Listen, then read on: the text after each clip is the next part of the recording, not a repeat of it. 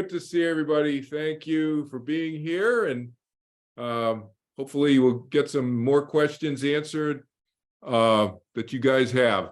So we're doing it on Facebook Live for the first time this month. If this works, then I may continue doing this simultaneously, both on Zoom and Facebook Live. This is our monthly 30th Afterlife Q&A, right? Every month on the 30th of the month, we do this open forum Q&A. And open forum means, as you guys know, those of you who've been here before, it means you can ask whatever. There's no structure to this other than you guys asking me questions and me answering and giving you my perspective on stuff. So, yeah, feel free to ask about anything about the afterlife. So just a couple of quick notes, logistic stuff. I did a library talk this morning at the Sturgis Public Library down here in Barnstable, Massachusetts on Cape Cod, and set up by my friend Mark Wilson, who's a classmate, a childhood friend of mine. We grew up through elementary school, through high school together, and he lives down here on Cape Cod now. Thanks to Mark, he set this up, and there were like 25 people at the library, which was awesome, and it was a nice, really interactive group, a lot of Q&A. So if you're curious about watching that, which was, the topic was to cover all of my 3 books. That's what the librarian wanted me to cover it. So I did that in about 40 minutes or so, and then we had about another 40 minutes of questions, Q&A. We probably could still be there answering questions. They were so actively interactive in terms of their Q&A, the audience. But it was about a little quick overview on all 3 of my books, and then talked about my 3rd book, obviously, more recent book, the one that just came out a few months ago, in a little bit more detail. Again, I'm speaking on this Tuesday, that's October 3rd, at 7 p.m. in Norwood, Massachusetts, at the Morrill Memorial Library, which is the public library in Norwood, Massachusetts. And if you're still interested in going, you can call the library. I know all the seats are reserved, it's full, standing room only, as they say. But they're taking people off. They're going to call people probably from the wait list as well. I'm not sure how many people are on the wait list so far, but there's always people who cancel out last minute, they say, and they're going to call people to just confirm, which is an amazing feat just in and of itself. They call everybody. So that's happening this Tuesday. And if you're curious about that particular talk, you can, and you're not in Norwood, Massachusetts or nearby, you can, or if you're tied up, you can watch it live streamed on not this Zoom link for this session that we do monthly, but on my Zoom link that those of you who've taken any of my afterlife classes or meditation classes, you know what Zoom link that is. It'll be live streamed on that, and it'll also be live streamed on Facebook Live. So either way, you can access that. And if you can't access it through each of those 2, the recording will be up on my YouTube channel, in a day after or whatever like that, on Wednesday, something like that. It'll be up, posted on my YouTube channel, just like this one today and this one this morning will be on the YouTube channel. So you guys know, if you don't know, these monthly 30th sessions I record, and they are up on my YouTube channel under a special playlist that's called something like 30th Afterlife Monthly Q&A or something, or Afterlife 30th Monthly Q&A, something like that. So it's these sessions. The ones I'm doing at the library this morning and Tuesday evening will be up on under my past life playlist on my YouTube channel, and I might put it under one of the other playlists as well, but it'd definitely be under the past life playlist. So again, great to have everybody here. Who's got a good question to open up with? Yeah, I have a question. Hey, Ron, are you Yeah. unmuted or muted? Let's see. I think I'm You're unmuted. muted still, Ron. It doesn't. Here, click it again. Try it again. Now speak. Yeah. Can you hear me? Great. Now. Here we go. Gotcha. Yeah. You got me? Great. No. Here we go. Gotcha. Yeah. You got me? Yeah, but hold on. Yeah, that's Yeah, but hold on. yeah, there's something. So that is the Facebook is let me see if I go like this. Facebook, if I go like that, is it still, can you talk now? Yeah, hello. Good. So I muted myself on Facebook. Oh, maybe, yeah, maybe that's the problem. That's why there was an echo, because there's like a 20-second delay between Zoom and Facebook, because Zoom is feeding Facebook, the Facebook Live. That's why. So I just muted myself so we don't have that echo. Go ahead. All righty. Can you hear me now? Yeah. All set? Okay. A couple of sessions ago, I had asked you if Jesus ever incarnated again on Earth, and you had said that yes, he did, and you stated that he incarnated as they believe Saint Francis of Assisi. My question to you is, in your opinion, do you think Jesus will incarnate again on Earth? Read again now. I don't know. I mean, I have no opinion on that. I don't know. I really don't. He's very private about stuff, to be honest. I mean, he's always been that way, as far as I can remember. And you guys know, who've read my third book, this one, the middle one, there on that on the table here. My memories with him go back 6,000 years. I remember being with him 6,000 years ago. He's always been a little bit private with his life. So I don't know. I really can't answer that. I have no opinion on that. I know that he's busy on the other side, and we can talk more about that today together. But no, I don't know. And as far as the St. Francis lifetime, the details of that I don't have either. So that's not from my personal experience. That's we'll wait and see from folks who actually have memories being with him, what they have to say about that. So yeah, that's as good as it gets, Ron, for me. Sorry. Okay. Yeah. Did you have another question? No, that's it. That was Okay. it. Okay. Good. Thanks. Other questions? Anybody else? Let's speak up. Just go ahead. Anybody? I have a question here from somebody who couldn't be here. So I'll read the question to you. Got it here on my phone. So what's the movement's plan for humanity moving forward?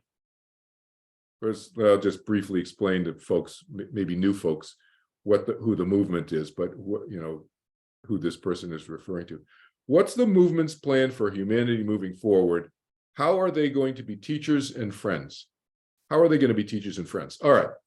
So first of all, for those of you who may have been new, I won't give you the full detail on all this, but I'll just give you the quick overview, because I know many of you, most of you probably already know who he's referring to in this question as the movement.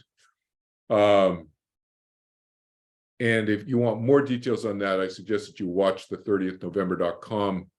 Go to that website, 30thnovember.com. You have to put the TH after 30, 30thnovember.com website. And then you can get a little bit deeper dive into who the movement is, et cetera. But and what they were up to over the last 10,000 years in terms of helping spirituality, helping humanity with regards to being a little bit more spiritual on planet Earth. So the movement is comprised of Jehovah, Jesus, John the Baptist. Remember, who's John the Baptist in other lifetimes? John the Baptist was Elijah, the prophet Elijah, before John the Baptist. And after John the Baptist was also Maharishi Mahesh Yogi, who started what he called TM, Transcendental Meditation organization, in the 1950s, 60s, depending on who you talk to, exactly when did he start, 59 or into the early 60s or whatever. And you guys know my history with Maharishi. In this lifetime, in the 20th century lifetime, I studied with him in the 1970s. I was an international leader in his organization for about 10 years before they went off in a different direction and I left the organization. You also know from reading my newest book about my past lives that I was with him when he was John the Baptist. I was a student to his when he was John the Baptist, before John the Baptist, advised me and my brother Andrew and others to go and study with Jesus once Jesus came on the scene and made his presence obvious and known to John the Baptist. He said, "Hey, why don't you guys should go study with him." So that's who the movement is. Is also Shankara is a member of the movement. Shankara, those of you who know anything about the Vedic tradition, and remember Buddhism comes out of the Vedic tradition. The Vedic tradition is much older than Buddhism. But so the roots of Buddhism are in the Vedic tradition. And Shankara is a very well-known Indian sage, seer, teacher out of the Vedic tradition. In one of his previous lifetimes, Shankara was Vyasa, Vyasa. You can Google this. You can look at who Vyasa was. You look him up on Wikipedia, literally on the internet, and you'll see Vyasa wrote the Mahabharata. Within the Mahabharata is the Bhagavad Gita. So many of you have heard of or studied or read the Bhagavad Gita, Gita. So the Gita, the Bhagavad Gita, is a story that's within this larger story called the Mahabharata. They're teaching stories. Now in Hinduism, in the religion of Hinduism, they are viewed as like, for those of you who are Christians, it's like almost the equivalent reverence and attitude and perception of the Bhagavad Gita and the Mahabharata as the Christians view the Bible. It's like that level. So, but if you ask Shankara, he said, no, it was a story I wrote. It's a bunch of stories I wrote as teaching stories, as educational teaching stories, but they didn't actually happen.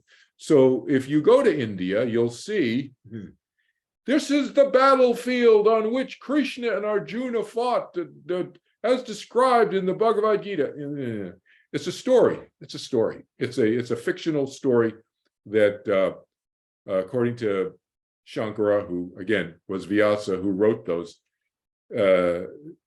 says to us now that no, it's just a teaching story. It's a good teaching story. It's a valuable teaching story, but not literal, as most people in India think of them as literal, just like many people think of the Bible as literal. Some of the stuff in the Bible is literal, but some of it isn't, as you and I have heard discussed in previous sessions. But that's who the movement was. And there's probably another 15 or 20 other gurus, major gurus and so forth involved in that group that's called the movement. Swami Brahmananda Saraswati, who is Maharishi's teacher, and others. So this person's asking me, what's the movement's plan for humanity moving forward? Well, there's no plan per se, first of all. There's no structured plan. The idea is that, if you want to call it a plan, is to continue encouraging we humans here on planet Earth to move more in a kinder, is that a word? Kinder, gentler. That's the one with the L. Kinder, hello, speak English? Kinder, gentler version of ourselves with less cruelty. So those of you who have seen the 30th November talk and taken notes and detailed notes, because it is intense, very, very information packed is what I mean by intense.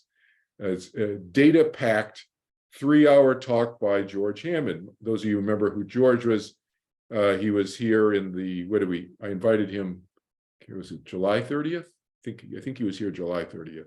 I invited him a couple months ago to answer questions and so forth.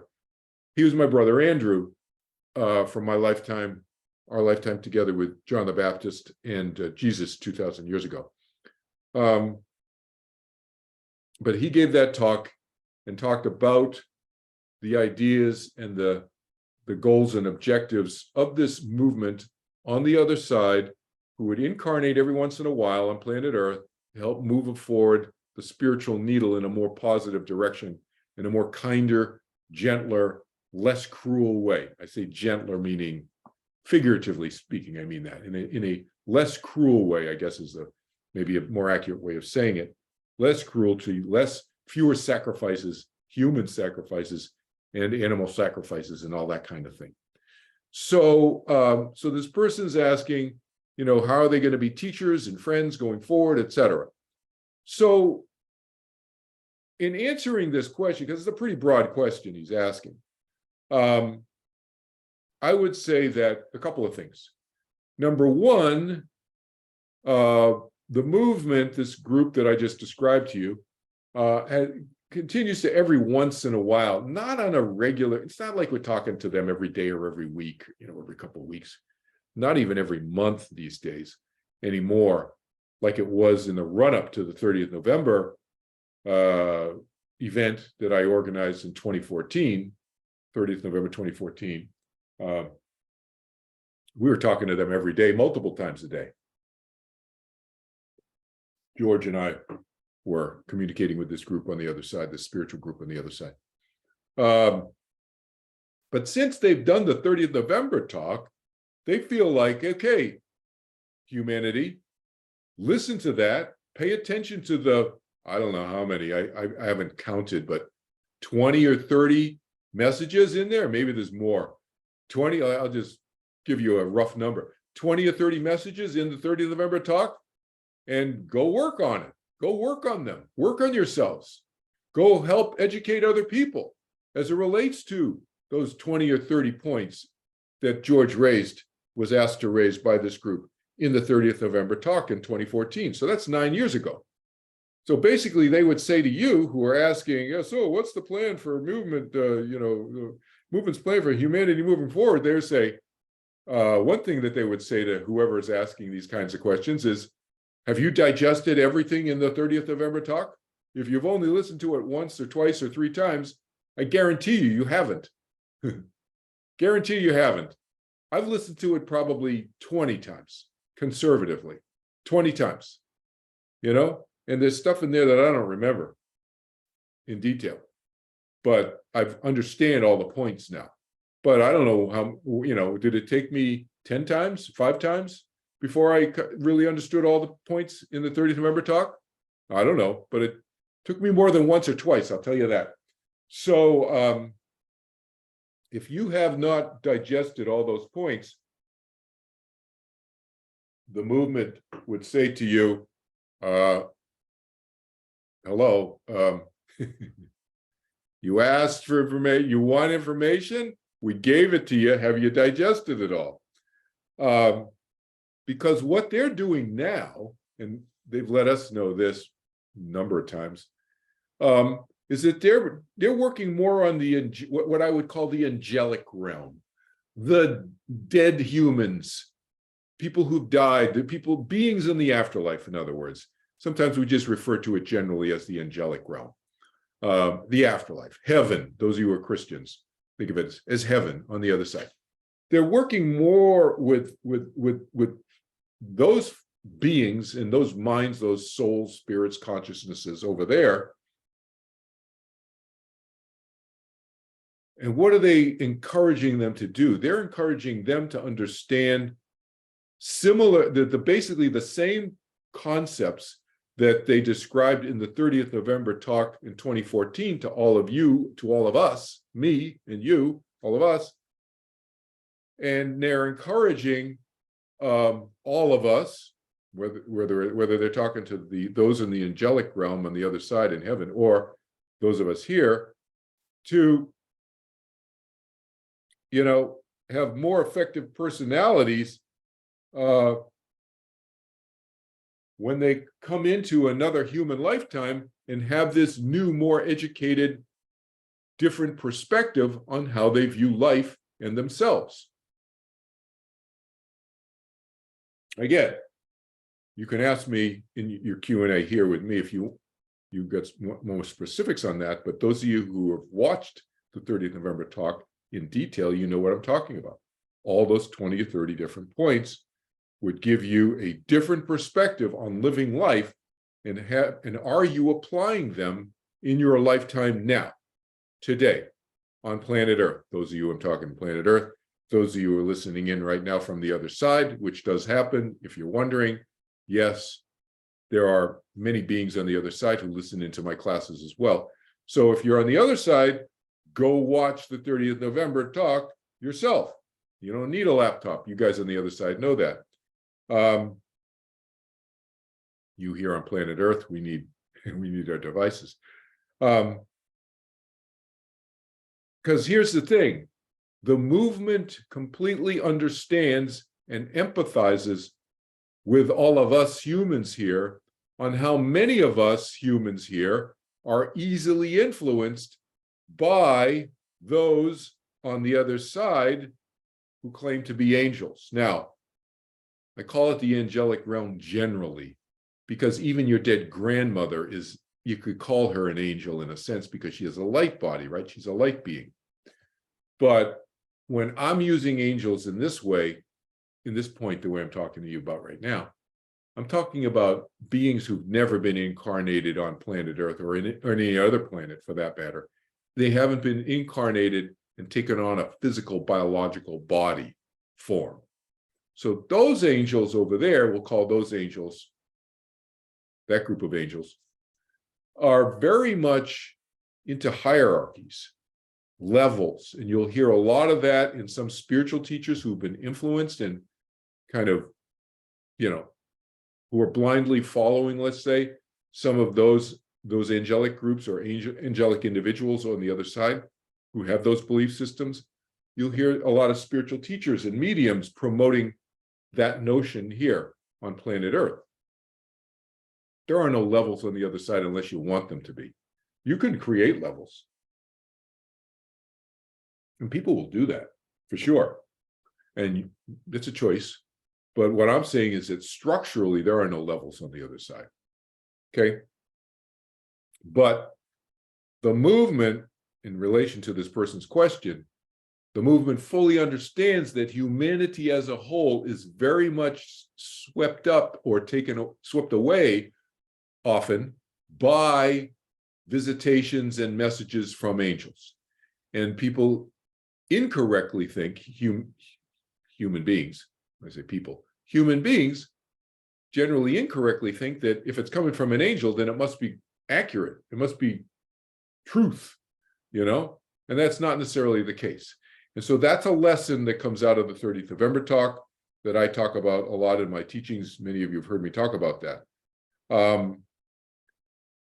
The fact that the movement is focusing more of their attention now on the other side and the minds and the beings on the other side, and trying to educate them as it relates to all those different principles and concepts and ideas that came out of the 30th November talk, does not mean that they are ignoring you and us and me and all of us humanity here on planet Earth. So they're not ignoring us, but I'm just saying, relatively speaking, they're spending much more time over there because it's much more difficult. Think about it, because people don't have a biological body to have fun with, to have playtime with, basically. Use really like basic language, English language. On the other side, they don't. They have light bodies. So all they have to do is think stuff, and they can manifest, and things can happen, and make a beach and make a house, and and invite their friends over. They just have to say, hey, come on over, and boom, their friends are if their friends are available, you don't have to pick up a phone, you don't have to type, you don't have to. You're an energy light being. The communications and we'll call it the manifestation of the type of reality that you want in heaven is very easy compared to here. So the distraction, we'll call it. I view it as an enjoyment. I'm here in my physical biological body because I chose to be here. And I enjoy being in a physical biological body. To me, it's not a burden. I understand for some people it can be, especially if your biological body is sick or in pain. My heart goes out to you. I empathize with you. Okay. But I'm talking globally right now. Globally, our physical reality, I'm not just talking about biological body, but our physical reality of touching things like books and smartphones and drinking a glass of water and stuff and eating food, all of this biological stuff, this physical stuff, whether it's biological or not biological, but just physical stuff, is here for us to move around and enjoy and learn from that experience. I encourage people to do that. On the other side, you don't have all that. So hierarchies are a great way for people to play with other people's minds, right? I'm not suggesting this is a good thing. I'm saying this is just a factual thing. So be mischievous, we'll call them just mischievous beings. So, there's a range, right? You got the mischievous to the cruel, and yet everything in between.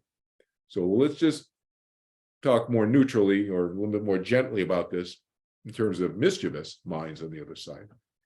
Can manipulate the energy very easily and do all kinds of stuff. Hierarchy is a way to control people, isn't it? Influence people and make them feel lesser than you because, you got to they create these levels and you got to graduate to this new level and all this other stuff. It's not real in terms of, it's only as real as you want to make that. It's not real in terms of the structure, that's what I'm saying. Here's another bullet point I thought of in answer to this question. To remember, what's the person's question? What's the movement's plan for humanity going forward? And how are they going to be teachers and friends with us? I was thinking of something that Shankara said, and I don't know if anybody remembers this, in the 30th November talk. Anybody raise their hand who's live here? Do you remember what Shankara said? Anybody remember from the 30th November talk about coming back? Anybody? 30th November? I know many of you who've watched the 30th November talk. Does anybody remember? No? No, so you all have to go back and you got to watch this again. This is what I'm talking about. There's a lot of stuff in there that you're probably missing. One of the teaching points was about the movement coming back in physical form in a biological body on planet Earth. That means Shankara, Jesus, Jehovah has never been incarnated to anybody's knowledge, but that's talking about John the Baptist, Swami Brahmananda Saraswati, Shankara, and other members of this movement, 20, 30, 40, there's outliers. Like I'm an outlier. I'm like I'm on the fifth or, level, I'm on the fifth tier. I'm just making this up. But, I'm like, if you want to talk about 50 or 60, yeah, I'm in that group. But I'm talking about the core group, the core group of, 12 to 15 to 20. They're talking about some of them, we don't know which ones, coming back in it. This goes to your point, Ron, okay? You were specifically asking about Jesus. But as far as the other members of the movement, yeah, Shankara in particular said, keep an eye out for me, Shankara. Keep an eye out for him, Vyasa, who wrote the Mahabharata and the Bhagavad Gita, okay? Keep an eye out for him as he may come back in the form of a scientist or a mathematician. And I think he mentioned, like, off the cuff, I may come back in 100 years or something or whatever, He's not saying he's absolutely coming back, but he was just throwing that out there in the 30th November talk. I think George mentioned that, right? So, but they'll come back not as gurus and gods, but as friends. And that's what this person who was asking this question was kind of alluding to. He says, how are they going to be teachers and friends? Well, they're going to be teachers not as gurus. What does that mean? Not looking for blind followers, not looking for people to carry their water or do whatever they say that for them to do. Carry their water is a phrase, but it's actually a thing that was done. I don't know if you've ever seen any of these Hollywood movies, like or TV shows. Like, remember that show Kung Fu? He had a master, a teacher he called master, and I can't remember. Uma Thurman was in one of the Kill Bill movies or something, where she went and studied with some Japanese samurai, great teacher, etc. She had a master-disciple relationship, carrying water up and down this crazy number of stairs and all this stuff. That's all old school stuff, is what the movement is saying. That's old school teaching. There's no more of that from the movement anyway. They're not promoting that. Many of them, most of them, not all of them, Jesus was not a proponent of this. This is why, one of the reasons I think I have escaped this kind of draw, we'll call it, to the guru kind of teachers. Maharishi was sort of a guru type teacher, but many of his students gravitated towards him because they were looking for a guru type teacher. I did not gravitate to him for that reason. I had personal gravitation to him for having been in lifetimes with him in the past, as you guys know from my third book. But the notion of gurus and gods is an important teaching point. And out of the 30th November talk, and what's the message? The essential message there is, be friends. We want to be friends. All these divinities and gurus and gods that you guys have probably worshipped over many lifetimes, maybe you're not worshiping them now in your 21st century lifetime or your 20th century lifetime, but I'm pretty sure that all of you have probably dabbled in worshiping a divinity of some kind, a god, so-called god of some kind, whether it's a capital G or a small g, or some guru or master-disciple kind of relationship you've probably all had at some point in your past, whether we're talking about recent past in this lifetime or distant past in another lifetime. I think we've all been exposed to that at some point, because that's been the method of teaching for millennia, many tens of thousands of years. And what's the message from the movement? Old school. That's old school. And what's the admonition?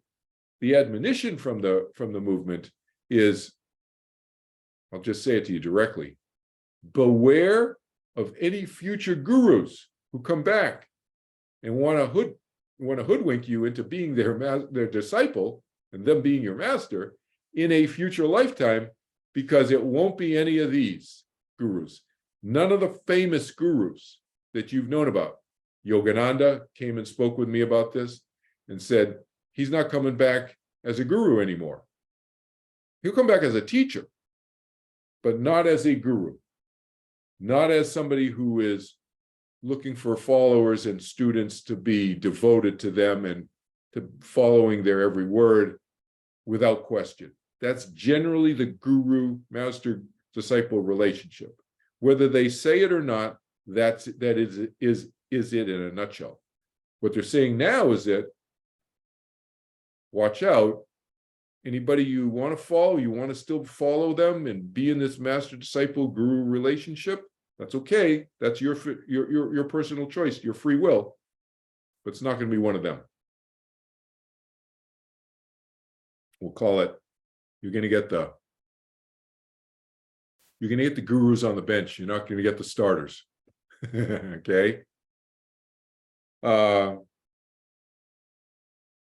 again, yeah, the value of friendship is huge out of the 30th November talk. It's a major message out of 30th November. Other questions? Open it up. Who's got more? Was Archangel Michael here on Earth? You mean incarnated in a physical biological body? That's what you're asking? Yes, Um, in Greece.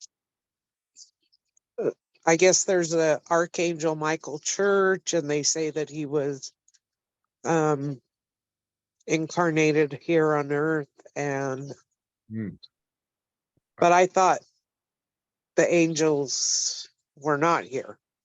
yeah. My short answer to you, Lorraine, I don't know.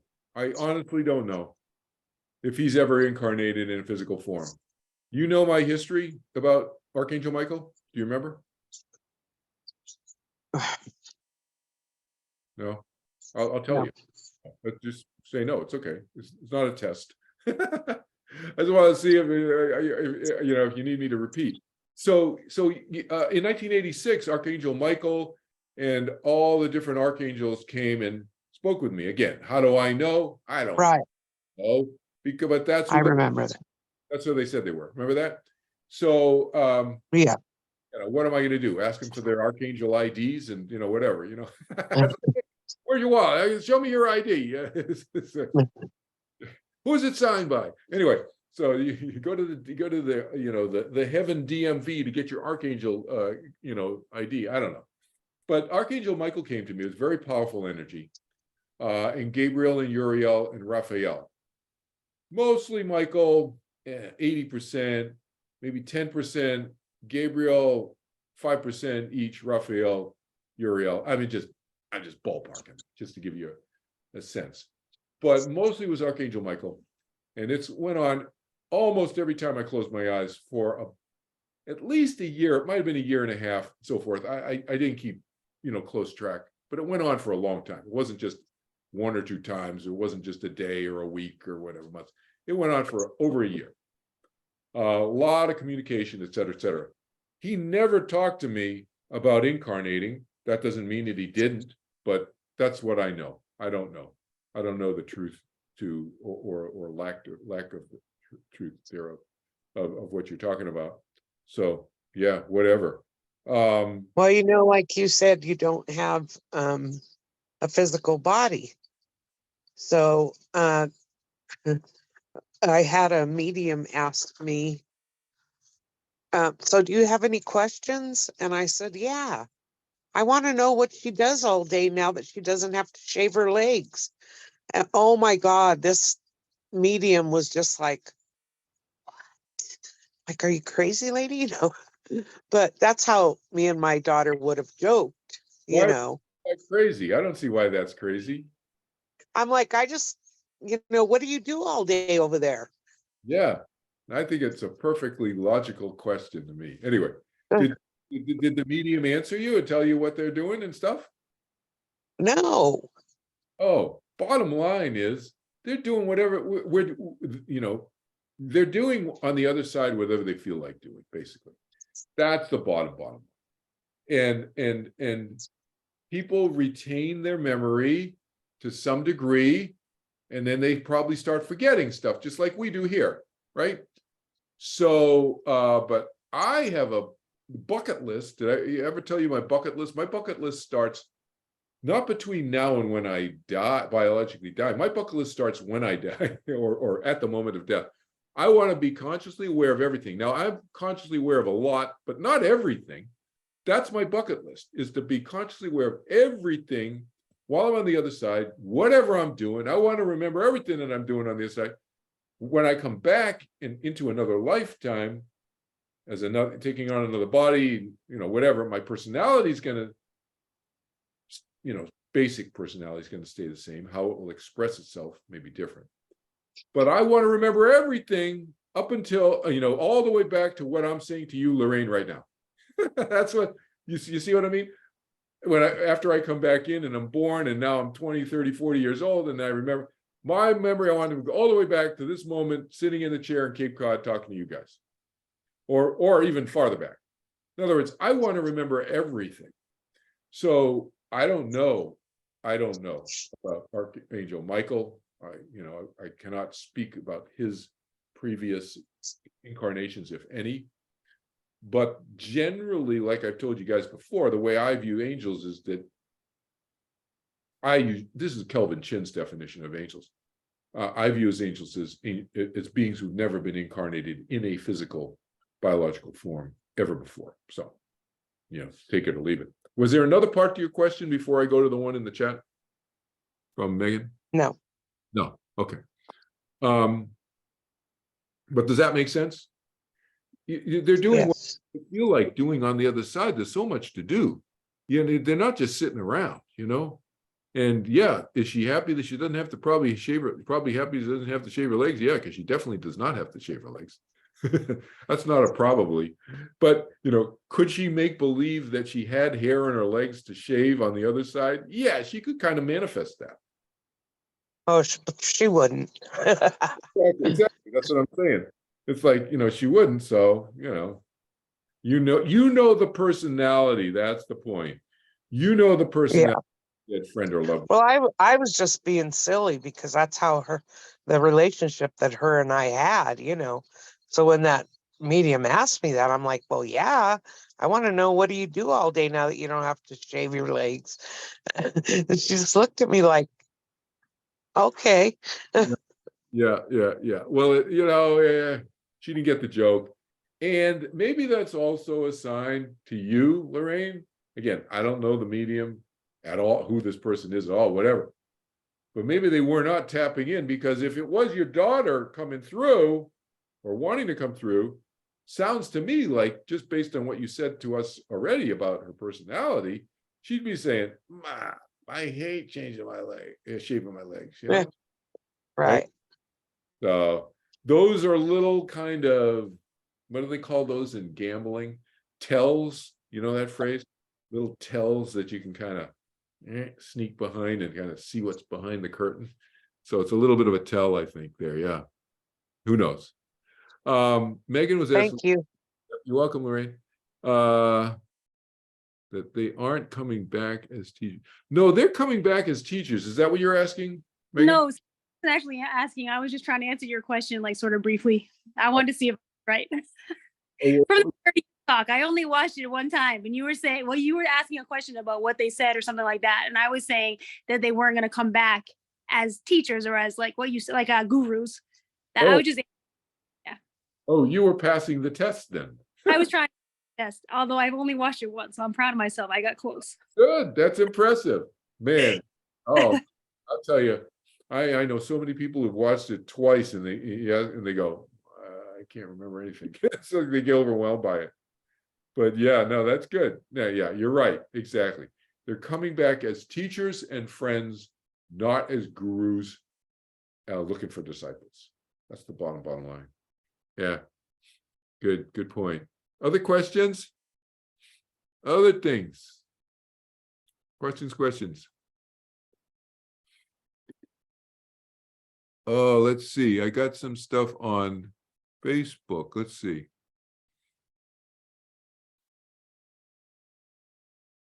Yeah.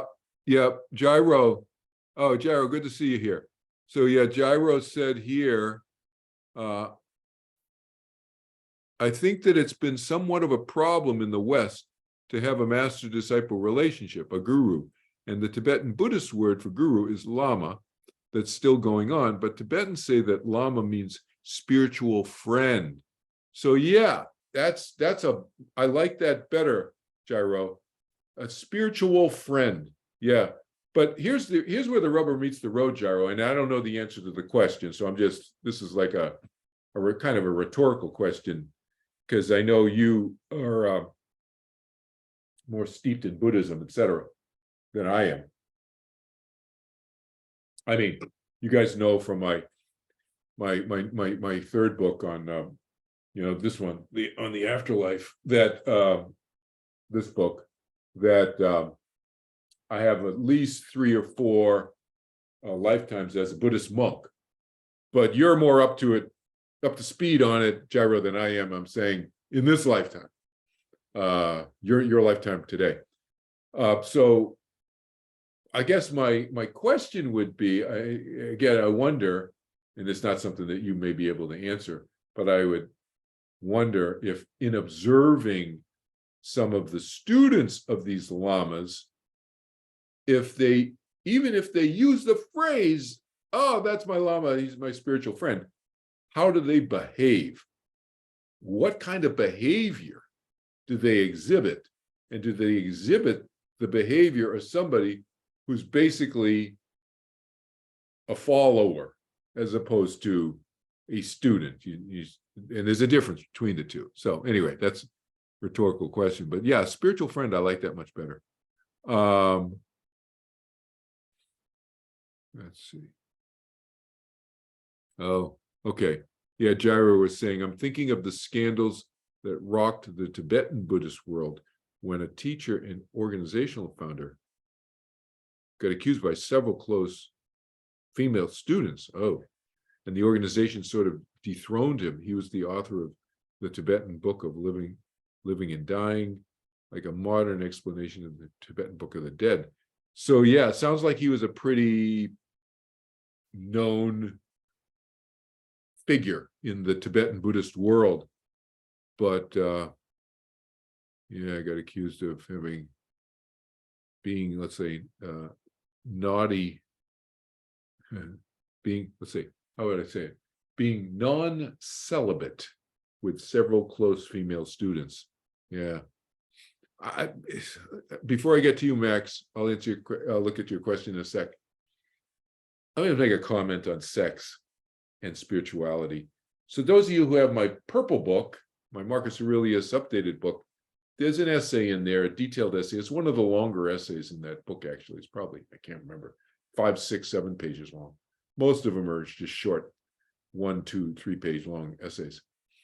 But that one's one of the longer ones. And I wanted to spend some time debunking this whole notion that celibacy is the route or path to having a more spiritual existence or a spiritual life or something. No, it's just a path. It's one of many paths that people can have, right?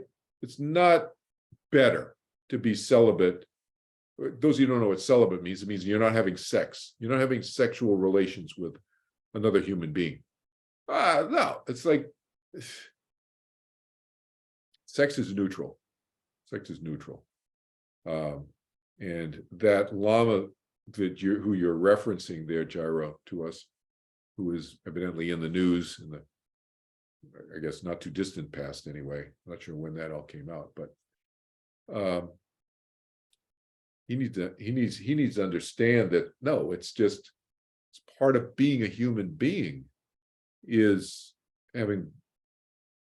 wanting to use our biology in whatever way that we want to. And everybody is different.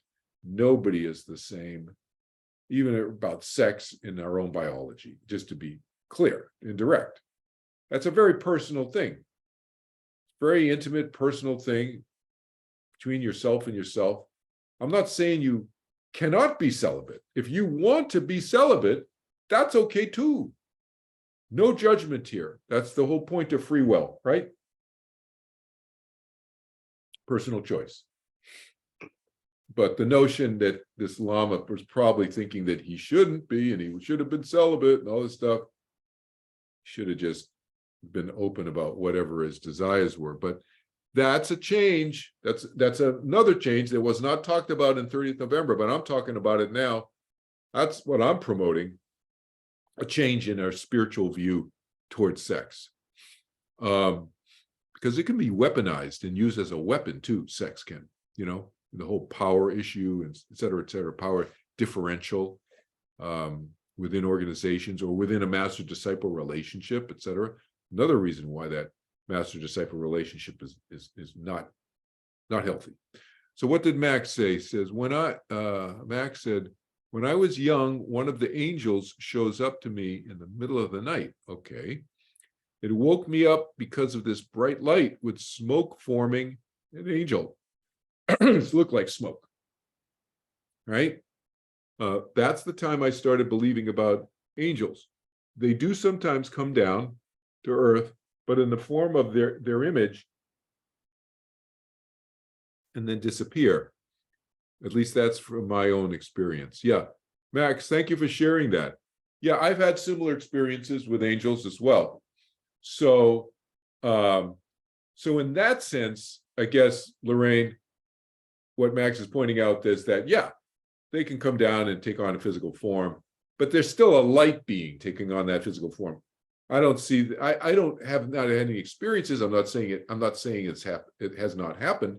It's just not within my body of experience anyway, where an angel's come down and taken on a biological body. A little bit different from what Max is talking about. I've had the experience that Max is talking about before with angels as well. It's where you can actually see with your eyes, your human biological eyes, you can see the form of an angel.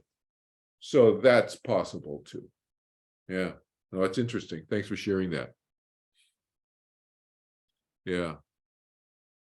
Oh, Jairo said, oh, he did get caught. Yeah, yeah, exactly. That Tibetan Lama that you're talking about, who was.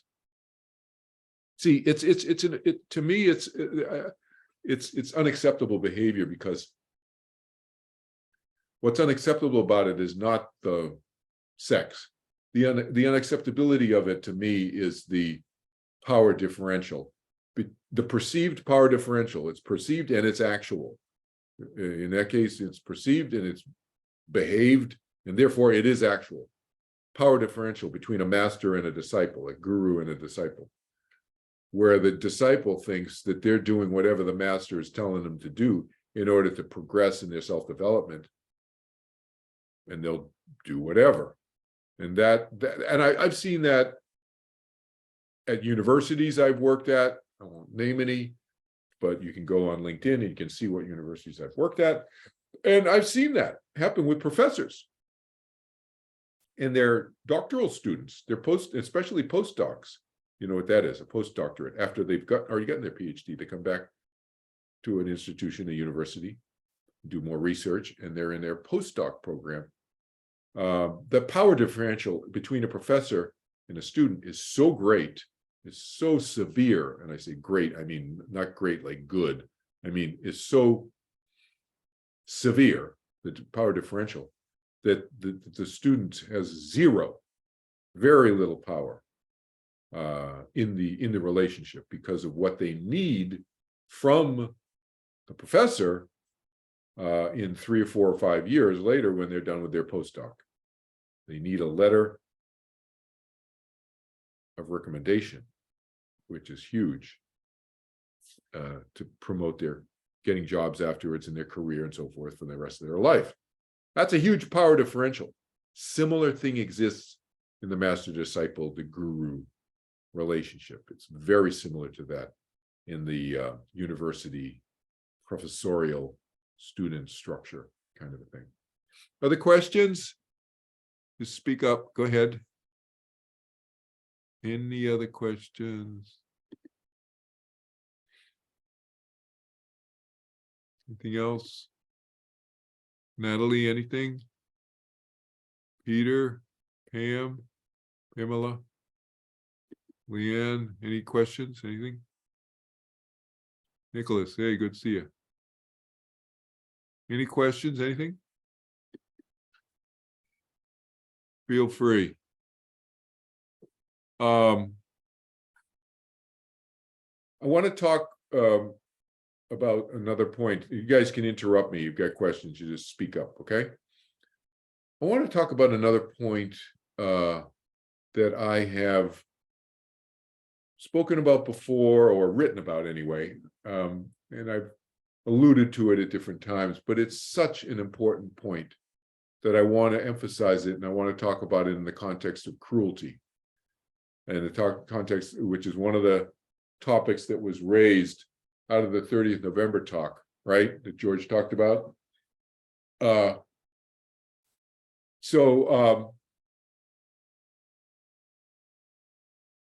One of the messages that may have gotten a little bit lost because out of the 30th November talk, because George ran out of time, as you know.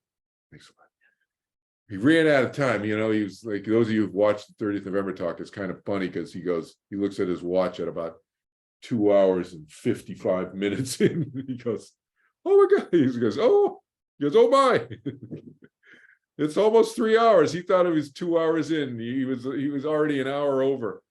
And then he quickly, in the last 5-10 minutes or something, he quickly ran through about another, I don't know, I didn't count, but another 5 or 10 points that he was going to talk about.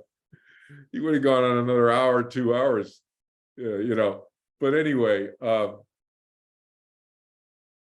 so this may have gotten lost in there, and I want to emphasize this point about the master-disciple relationship includes this not, in other words, not promoting, the message was not continue to promote master-disciple or guru relationships. That's old school. But it also includes the divinity and the worshiping God thing. That's a tough one. And I don't want to step on people's toes, but I might a little bit. This your little pinky toe. I don't want to step on your whole foot, but because I mean this seriously, but jokingly, you know, people can still worship God. I'm not saying not to worship God. I don't want to step on your foot that way. And neither does Jehovah want to step on your foot as a result of the 30th November talk. You've heard him talk about that, about not worshiping him.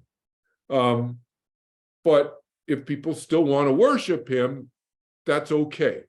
But he's not encouraging it. He's discouraging it, okay? He's not forbidding it, I guess, because everybody has free will. How could he forbid it? He couldn't forbid it. People will worship him regardless, right? But he is discouraging it. And he wanted it made very clear, and he's come to me separately, not related to the 30th November talk. In other words, not even the 9 years ago, or 8 years ago, 7 years ago, but he's come to me recently, within the last, a few times, in the last year to 2 years, recently, asking me to emphasize this point. Emphasize the point to my students, you guys, that the capital G, what you think is capital G God as Jehovah, is not encouraging you to view him as capital G God and worshiping him blindly. You can respect in the way that Gyro shared in his comment with us a few minutes ago. What was the phrase, Gyro? Spiritual friend, right? Spiritual friend, I think it was the phrase, right? That's how Jehovah wants us to view him, and Jesus wants us to view him, etc. All of them. That's how they want us to view them, all the members of the movement, including folks who were not named by George Hammond, Yogananda, who's come to me, etc., and others. There were some unnamed, very senior, or senior, I guess that's a good word to use, Buddhist teachers who also are all in on this, we're not going to be gurus anymore, thinking. But divinity is one that falls right in that basket as well.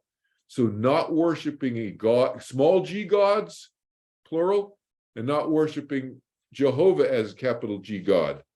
And the reason Jehovah wants me in particular to emphasize this point to my students, because I'm the one talking about this now. You know, George is kind of taking a hiatus from talking about this stuff, and he's working on other things, other projects now. But the reason Jehovah wanted me to talk about this is because it can lead to suffering. Worship is a direct path to suffering, cruelty. How does that work? Does anybody remember? I'm going to test you guys. Anybody remember what I've talked about, how that works, or how Jehovah's talked about this? Anybody, any of you? Speak up. You can take yourself off mute if you're on Zoom. Or you can write a comment in Facebook if you want. Anybody? Remember, what's the path that leads to suffering if you're in a divinity kind of worship modality? Right? Can you do that in another room, Mark? Mark? Yeah. 200. Mark's wrapping a gift over here, my friend Mark. The Scotch tape.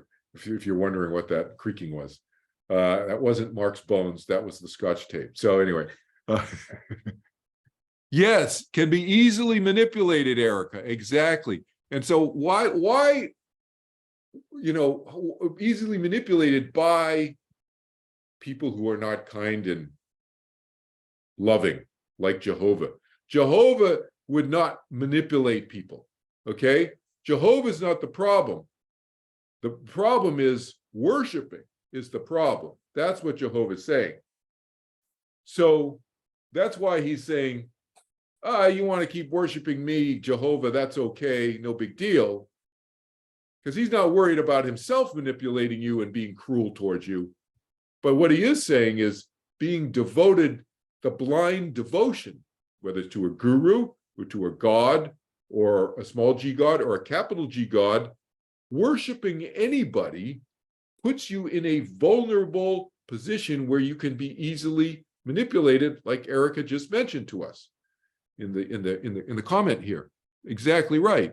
And so what Jehovah wants to promote, and this goes to the question of, one of the questions that I was talking about from this person who can't be with us here.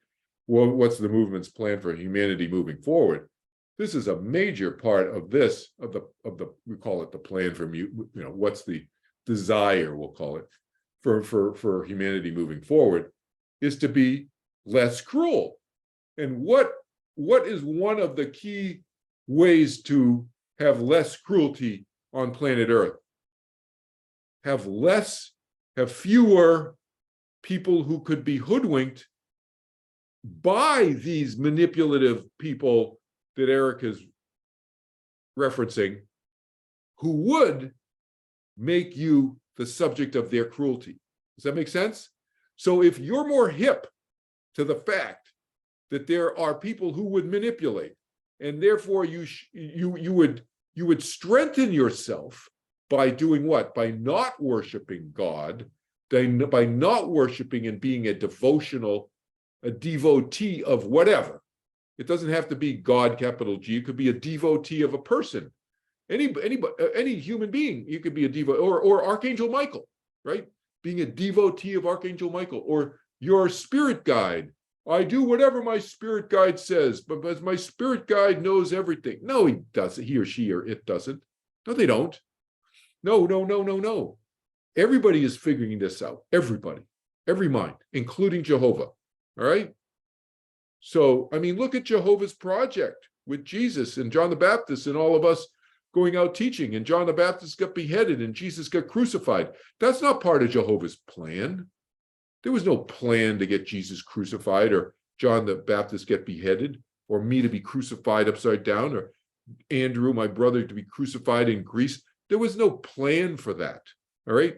That happened because some cruel people made some real cruel choices. All right. So if we can reduce the number of targets for the cruel people, us being potential targets, you and me, human beings, by strengthening the human beings. By strengthening the human beings, how? By discouraging them as Jehovah is discouraging us from going forward of worship of him or anybody else, then that strengthens the human being to be not so devoted, because human beings forget. And they forget that, I'm just devoted to Jehovah. But then, they get hoodwinked by somebody who's a real smooth talker. And some of these cruel people out there can be very smooth talkers. And for those of you who, I'm not going to name names, those of you who are watching this right now live, and some of you probably who are watching this recording, have been victims of that, have been hoodwinked by very smooth talking, cruel people. You have to sharpen your awareness and strengthen your filter.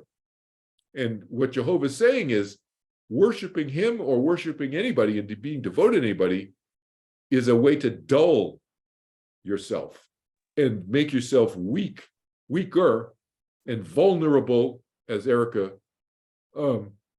mentioned to us, to being manipulated by cruel people.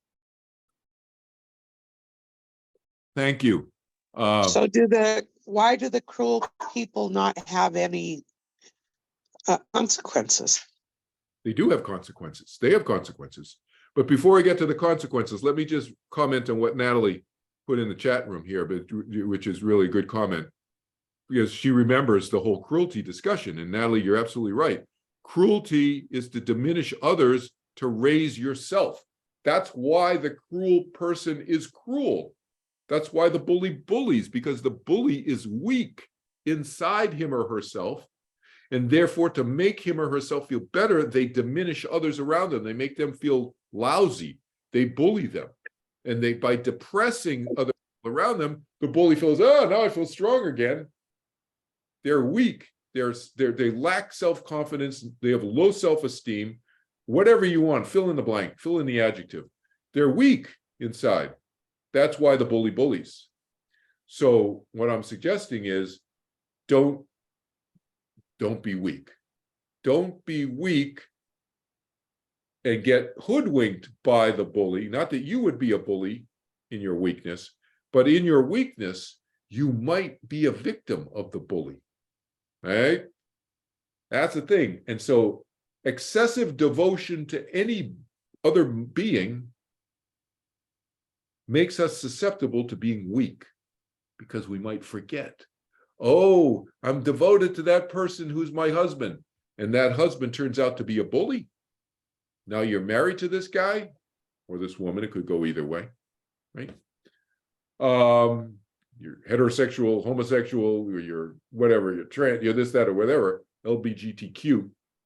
Whoever your partner is, whatever gender and however they identify, they could be a cruel person. But you define your life as being a loving, devoted person. That's a wrong definition of love. Okay, that's an absolutely wrong definition of love.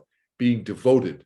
No, your blind devotion to anybody can make you susceptible to being victimized by the cruel person who then changes on you, because now you're devoted. They got you. They got the claws in you, you're in there, you're in the spider, you're trapped in the web, right? Now you're dependent on them for money or for certain things or for whatever. And then they turn on you. But you've developed this devotion to them and you get confused.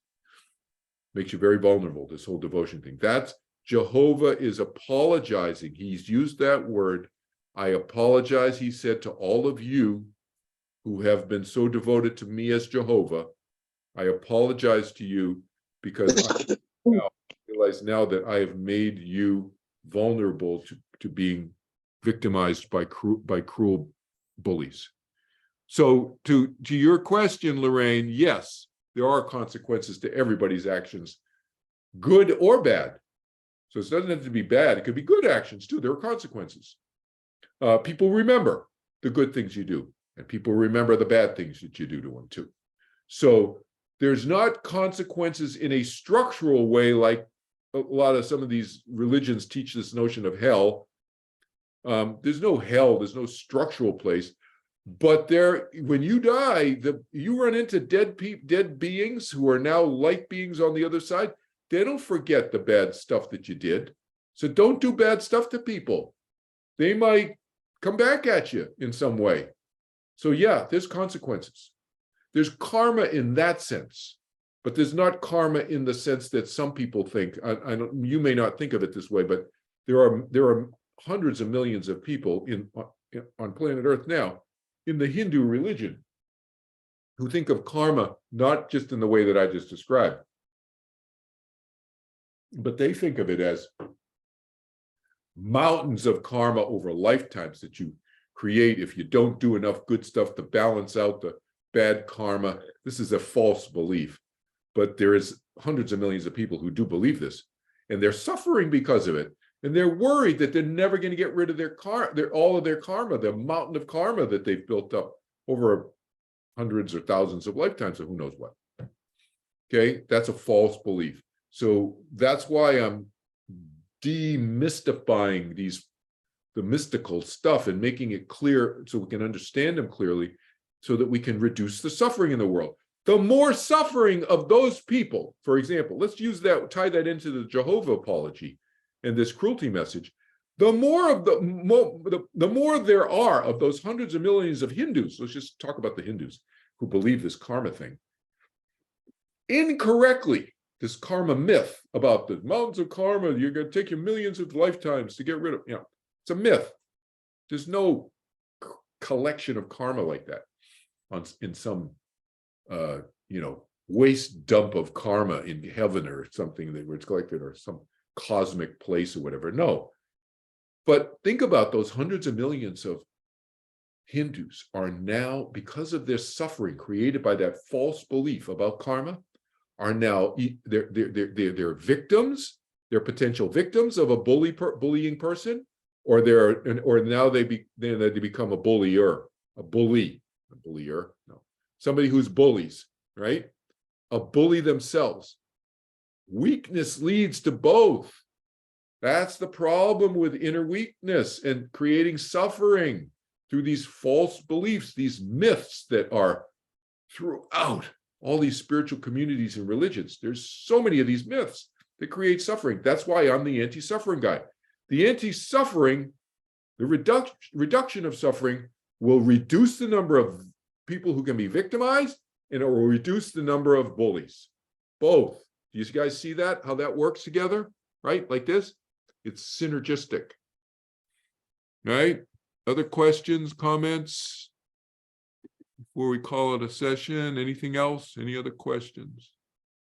I try to keep these to an hour and a half. So we're right around there, right in the sweet spot. Any other questions from anybody about anything related to the afterlife? Thank you, Cal. You're welcome, Lorraine. Did that help? Yeah. Yes. The consequences issue? Yeah. So Yeah, it's just so many people that are suffering, like maybe their child was murdered, or, and they're just so bitter. And I get it. I mean, I lost my child, not that way, but yes.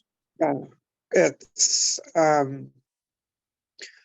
everybody tells me you go through these stages of grief and you got to be angry. I was like, I've never been angry. It didn't affect me that way. Because now I feel like I know exactly what she was feeling. I see that. I see that now. Yeah. Let's talk. So, You just brought up something really important there. There are no stages of grief. So that's also a myth. And that myth creates suffering unnecessarily. I'm the anti-suffering guy. You guys know that. I'm the anti-anxiety, anti-fear, anti-suffering guy. So I'm all about clearing up ideas so that to promote more contentment, inner peace, happiness. Okay. So there is no stages of suffering. I mean, stages of grief. Sorry. There's no stages of grief. That is a myth. It's a mistake. Anybody you hear talk about that, especially if there's a teacher of any of this stuff, a therapist or anything, they're mistaken. They're wrong. And the person who initially called them stages of grief was Elizabeth Kubler-Ross in, I think it was 1969 or 1970. It was around that time period. And she wrote a book, I think it's called On Death and Dying, seminal book in this area of death and dying and grieving. In her third book, she says, nobody reads the third book. Everybody reads her first book, okay? Her third book, she actually says one of her deepest regrets is that she called them stages of grief in her first book, because they're not stages of grief. So the person who came up with the stages of grief phrase actually said it's a mistake. So it's not just Kelvin Chin saying it's a mistake, it's the person who wrote it later said it in the third book. It was a mistake. These stages of grief are not about dying loved ones, like you're talking about, Lorraine. The stages of grief that she called stages of grief were based on a survey that she did on 200 terminally ill patients in a hospital and she went and interviewed them, and they went through whatever the 5 stages are, anger, denial, all of this stuff, eventual acceptance. But they went through all those 5 stages, right? Terminally ill patients. That makes sense. You're in denial that you're going to die. You get angry about the fact that you're going to be dead because you're got this terminal illness. It was never, ever, ever, ever, did I say ever? Never meant to be applied to those who've lost loved ones. It was a survey she did, and it wasn't even a scientifically done, survey with any, control groups or anything. It was a question and answer thing she did with interviewing 200 terminally ill.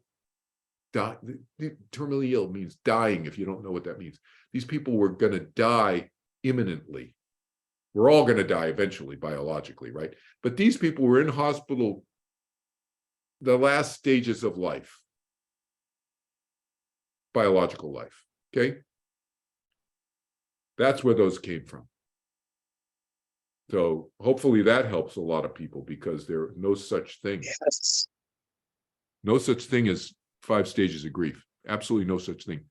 It was just a term she used with those terminally ill patients, and she opened the door, cracked the door open. Talk about grief and death and dying, because nobody talked about it. Everyone's like, oh, we're gonna talk about that. Oh God, go in your room. We don't want to talk about that. That's what culture was like before Elizabeth Kubler-Ross. So I praise her. You see, in my first book, I have a quote from Elizabeth Kubler-Ross in my first book. So I'm not putting her down. I revere Elizabeth Kubler-Ross and the work she did, but that's a mistake in terms of right? That here it is. So here's a quote from Elizabeth Kubler-Ross in the beginning of my book here. It is not the end of the physical body that should worry us.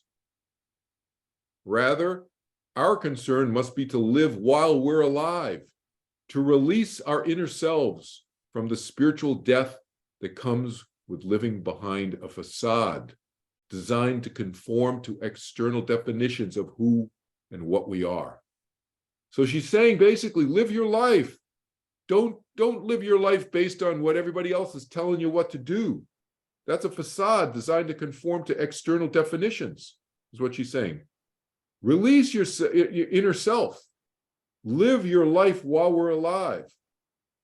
So it's not the end of the physical body that should worry us. It's living our lives now more fully in the present. That's what you hear me say in this book. That's what you hear me say in all 3 of my books, right? But yeah, really good point, Lorraine. Thank you. You're welcome. Nicholas asked a question here. So Nicholas, let me answer this question. Good question. How do you find or look for our soul's purpose for the lifetime we live in? Yep. That's a great question, Nicholas. And so first of all, does each soul have a purpose that you've chosen to have and live in this lifetime? Not every soul. The souls who've made the choice before they came in do, and the ones who didn't and just came in and said, I'm just going in. They don't have any particular plan or purpose. All right? So not every soul has a purpose in this lifetime, in the way that you're describing. I mean, you could say, well, some souls just come in to party and drink beer and get drunk and have sex. Okay, fine. You might say that that's their sole purpose, but I don't think that's what you're really referring to. But that is their soul's purpose. It could be very, very superficial in that respect. Again, nothing wrong with coming here and drinking beer and having sex. So we've already talked about the sex part, right? And I'm not here saying that people can't drink alcohol and whatever. That's not me. I'm saying people can come and do whatever they want to do and should do whatever they want to do without hurting other people.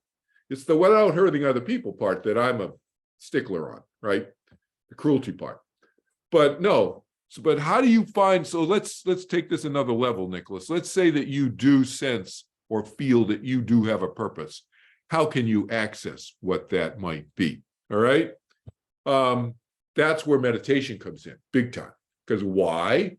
the way I teach it, and some, this probably, my daughter's teaching meditation now. If you want to learn from somebody who's younger than I am and more beautiful than I am, my daughter will teach you. She's teaching now. By the way, her website is meditationwithsam.com. She's got her own website. It's her own look and feel, the whole thing. Meditationwithsam.com. But meditation in an easy, effortless way to open yourself up to who you are. Well, doesn't that make sense? That would be what you're talking about here. What's your sole purpose for this lifetime of living?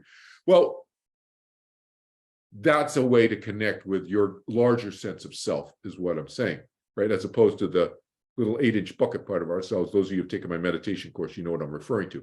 So this limited part of ourself, right, in this analogy that you can check out on my meditation website, the Houston Astrodome analogy. But no, that's not only who we are. That's part of who we are, but it's a very limited part of who we are. We're what about the vastness of our own individual soul, our mind, our consciousness? Well, let's access that. So meditation is a way to help open that up. Now, is it guaranteed that you figure out what you sense, Nicholas, that you have a sole purpose of, if you're not sure what it is? There's no guarantees to anything. But would that be my advice in terms of the primary way to access? Yes. Because everything else that you do is just going to be working in that little 8-inch bucket part of your mind.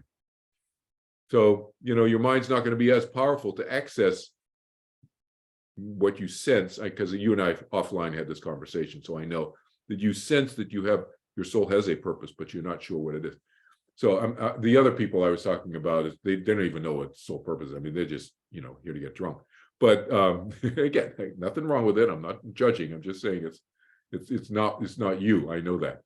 So that's what I would suggest. That's going to be the missing element, because if you can expand your conscious capacity of your experience, wouldn't that be the most effective way to expand the likelihood, it's all probabilities, that you could access what your purpose is in life and get more aligned with that, right?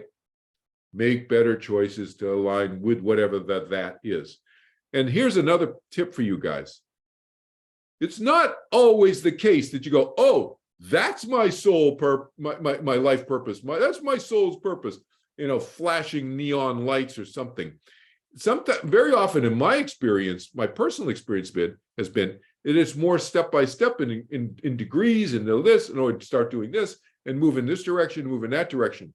But it's the choices that you're making in those various moves that you may unconsciously, not consciously aware, that it is moving you more in that direction. Little did I know when my mom died that I'd be helping people with death and dying.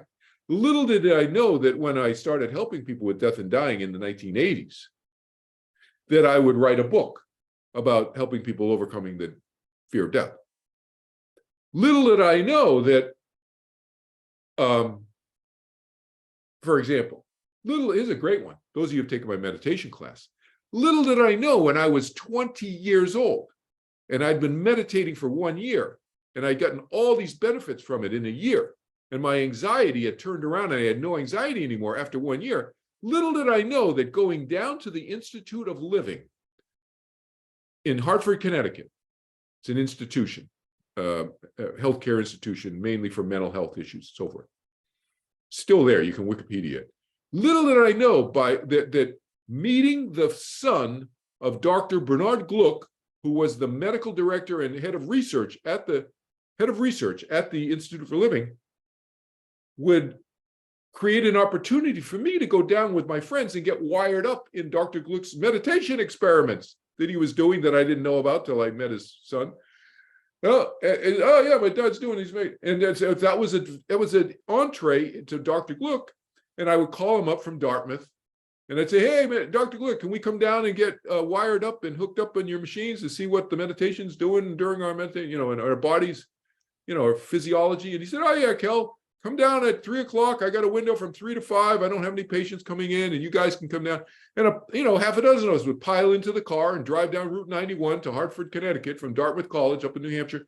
And we go down to Connecticut and we got wired up. Little did I know that when my other friends would get wired up, and we're taking turns, while they're getting measured in their meditation, seeing what's going on, moving the needles and the machines, I don't know what we were doing, what he was measuring us on, whatever it was.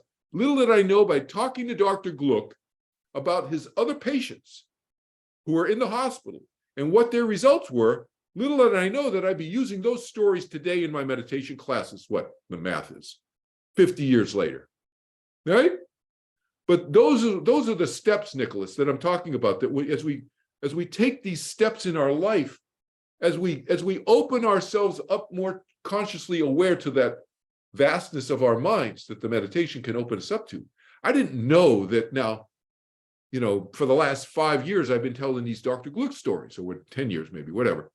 That that I experienced this in 1970, and him, just my curiosity, Kelvin mind, asking him these questions, that I'd be sharing these stories with my students, helping them with their meditation, right? Interesting, right? So hope that helps there. Got one here. Peter Griggs, thank you, Kelvin. Yep. Oh, you sent it to Bill Witherspoon, the 30th link. Cool. Oh, awesome. Interesting. Yeah, no, I remember Bill from the day, right? We weren't close friends, but we met a few times. I think he was Bill the Midwest regional guy? I think he was. When Charlie left, Charlie came and moved when Joe Clark tragically died in a small plane accident over North Carolina. He was the East Coast regional guy. I knew Joe pretty well and lectured with him and stuff. This was before I was a meditation teacher, but I was so involved in New Hampshire. I did a bunch of interviews with him together. We were both interviewed together on radio shows and TV shows, and did some lecturing a little bit. Yeah, Charlie moved to the East. I think Bill took over the Midwest or something like that. Interesting. Yeah, Rick and I taught together too, Rick Archer. Yep. Rick and I used to teach together. Yep. In New England and New Jersey and so forth. Yeah. Jerry and Debbie, of course. I miss them. Yeah. Anything else before we call it a session? Anything else? A little bit over the usual 90 minutes, but thank you so much for your questions. It's great to see everybody every month. We'll see you again 30th of October. Again, if you cannot make the sessions, just email me or text me questions. If you can't, and I'll answer the questions, obviously, during the next session. Ted's good to see you. Joe's on. Good to see you, Joe. Good to see you guys. See you in a month. Watch the recordings. Go on the YouTube channel of the library talks that I'm doing. Very interesting, really good questions from the audience this morning. I'm sure we'll get a really good Q&A out of the hour-long session that I'll do in Norwood on Tuesday night at the library too. Good to see you, Ted. Okay, take care. Take care. Take care, everybody.